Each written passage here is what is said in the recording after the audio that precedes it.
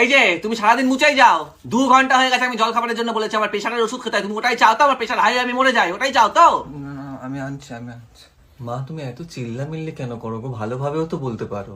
এই তুই চুপ কর, বেশি পাকাও। নিজে তো 18 বছর হয়ে গেছে, বিয়েটা এখনো করেছে। শ্বশুর বাড়ি যা আগে, তারপর বুঝবি। সে যখন যাবো তখন দেখা যাবে, কিন্তু তুমি যেটা প্রত্যেকদিন শুরু করেছো, it's not good for our mental health. মা বৌদি তো তাও কিছু বলে না, তুমি আমার সাথে কি করেছো দেখো। সি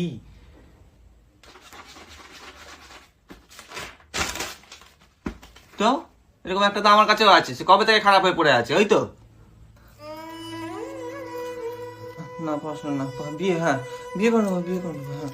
শাশুড়ি মাছ ভাজা খাবে মা, আমার শাশুড়ি মাছ এরকম একটা জায়গা হয়ে গেছে, সবার কাছেই খারাপ হয়ে পড়ে থাকে। না মা, তোমাকে তোমার ট্রমা আমাদের মধ্যে পাস অন করার কোনো দরকার নেই, ইটস নট নিডেড।